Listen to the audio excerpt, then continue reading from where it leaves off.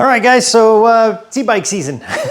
Needless to say, I've been riding my Kenevo quite a bit. This bike came as a 27.5 front and rear bike. I would like to mullet this bike. I've made some changes to it in the past, so I'm gonna take that 29-inch wheel and put it onto this bike. But there's a couple things that really kind of come into play and things that you have to be aware of when you are installing essentially oversized wheels on a bike. For one, can your fork actually take it? Well, this fork I actually put on this bike came from a downhill bike. It is a 200mm travel fork.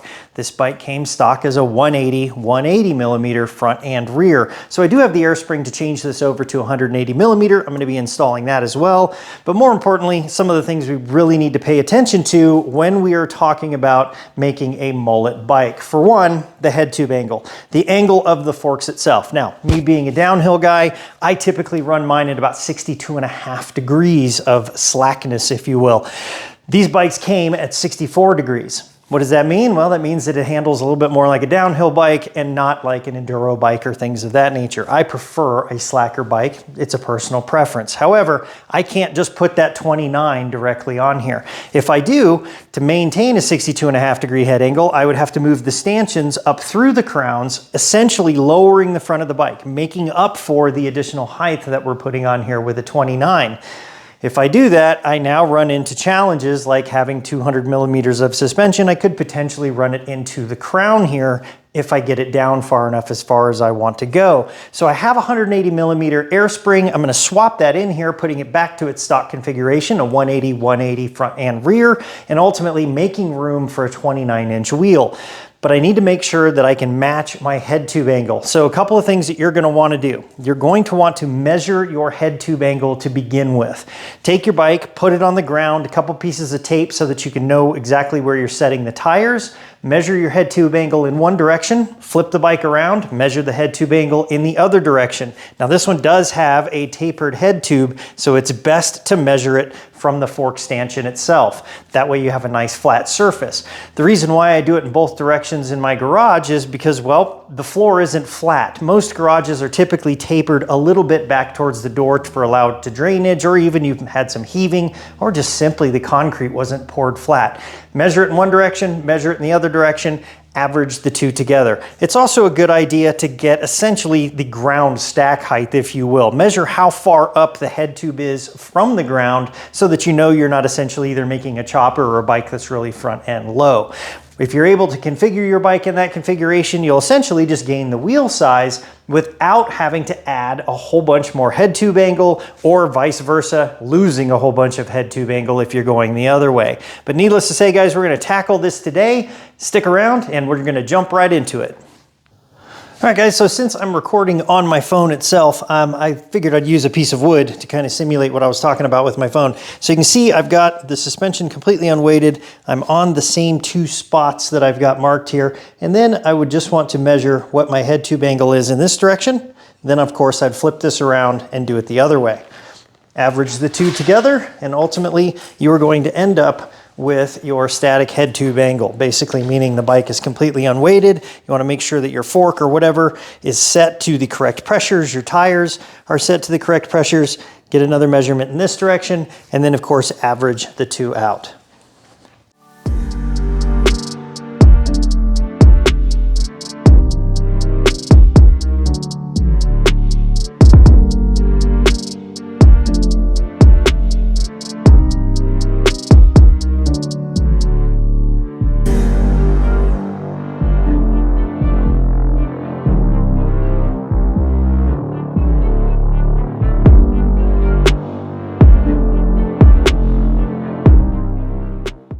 There you go. So, all right, we got these two guys out. This is obviously the spacer you just saw me pull out of there, but now we get a nice, good up-close view of what a 180 versus 200mm shaft looks like.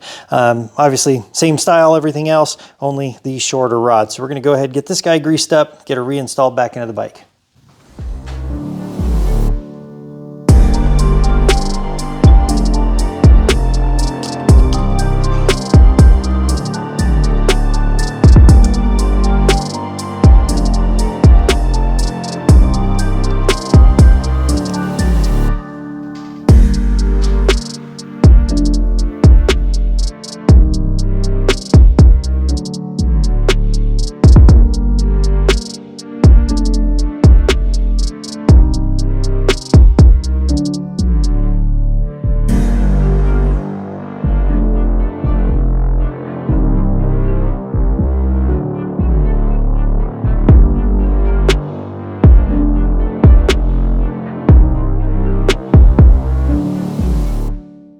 Okay guys, so we've got her put back together. Let's go ahead and get her down here off the stand.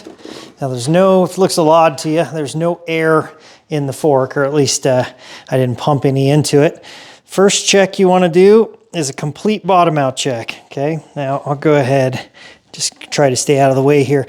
You can see that is completely bottomed out, and obviously this shaft is designed for these crowns, so it's not making contact, none of that, nothing's hitting. In fact, if I let off the brake, you can see nothing is hitting. I've got plenty of space through here. If you're doing this for the first time, that's something that you definitely want to check, because not all frames can take a 29-inch front tire. Now let's go ahead and put some air in it, and then we'll start checking some angles. So we'll go ahead and loosen up these crowns now just to make a quick adjustment here. I actually had these somewhat loose because I actually rotated it around on the other side here so I could actually see the 180 millimeter increments here.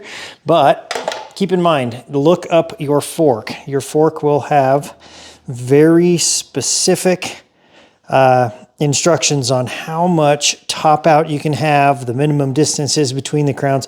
Take a look at all of that stuff before you just jump right into it, okay? Now I'm gonna go ahead and just move this guy up just a tiny bit here, just because we were off just a little bit. I went ahead and did the measurement both ways, looked at the head tube angle.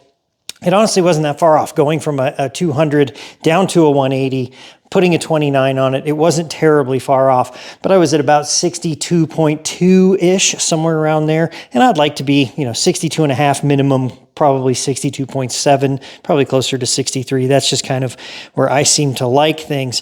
This is going to be a trial and error period. You're going to want to go ahead and move this guy up just a little bit. Go ahead and retorque these bolts back down, and then of course you're going to want to measure it again.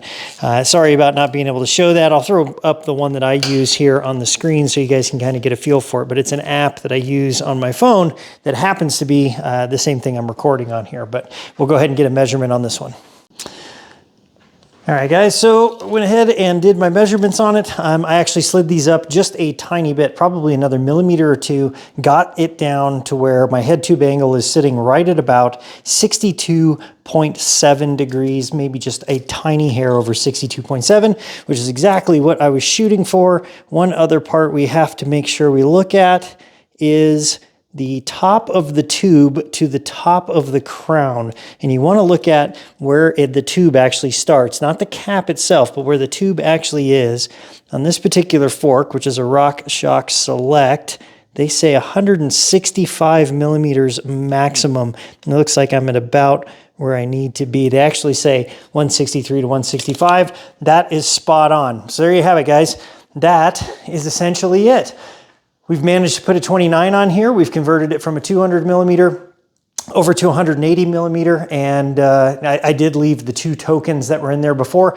Chances are, probably have to go up in a token. Not sure if my old pressure, I usually run 135, 140 PSI on this one. Not sure if that's gonna work. So we may have to change that as well. But needless to say, it's installed. It wouldn't hurt. In fact, I'm gonna do this right now. Just take the air out of it, drop it all the way down just to make sure my clearances are good. Just whatever you're doing, if you're doing any of this type of stuff, do your due diligence, read the manual, make sure that your spacers are all good from top and bottom crown. Make sure that your poke out on the top, from the top tube down to the top of the crown, just so you don't have any issues.